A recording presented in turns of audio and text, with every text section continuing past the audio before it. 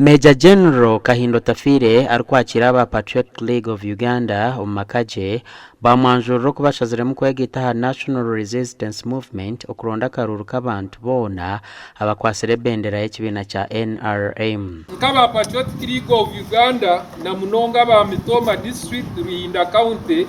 nitushajika General Kahindo Tafire tuza kumuhagira tutambure Mitomeji tutambure Ruhindeji tuzo muri Mitoma sub county tuzo muri Kashenshero sub county Kashenshero town council Mitoma town council na Katenga burumuruka buri cyaro tuza kukitambura turonda karuru ka general. Omukugamba kwe Minister Kahinda yashoborera ba PLU okuyabira tarukubanga ngukonka bakenda kwiruka mnonga ariko abanyatimwe bane mu mwakuturisengwe mwiruka mwaza kwingura kwani mugende pora mutukura tiri asho yaraba nabunda yo mwana tokora hono gira ki mwene ishemerwa ba PLU kurangu ba hatu bakwasoro kwabura kwitu kwaje mugende pora mureke tukorere hamwe numwirukana umuzahi numbandana umuzahi nabo gati bacetegerize bagira ngo aha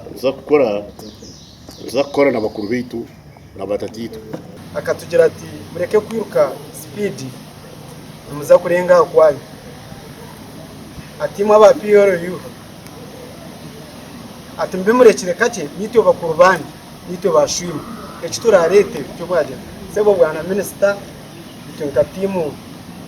ya birere MK yakabati ko kwa moja tusaziremu katarka hehe katarugamba munabya amahurire kugira ngo ubundi abantu kumukubona bamahurire mugira ngo mugire kimwasemeza bibe by'amahurire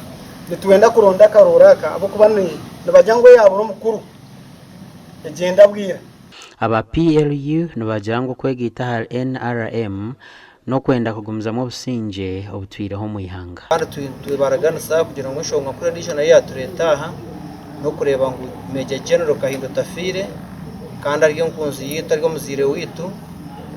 ko umuntu atwire nagamba amazuma tuteka kuja kumurondera karuru akereza presidential candidate General Yoweri Museveni nuwaine bendera y'ekibina kitu nzakereza General Tafire nuwaine bendera y'ekibina bo constituency nzakereza umukazi mu Charambi nuwaine bendera ya MP w'abakazi Shaheji nzakereza Alex Karitundu nuwaine bendera y'ekibina yabwa chairman wa RC5 na nabantu bona bakwasibe bendera kuko wajere bagera ki makuratana Gasha kwa Ben Mhoz.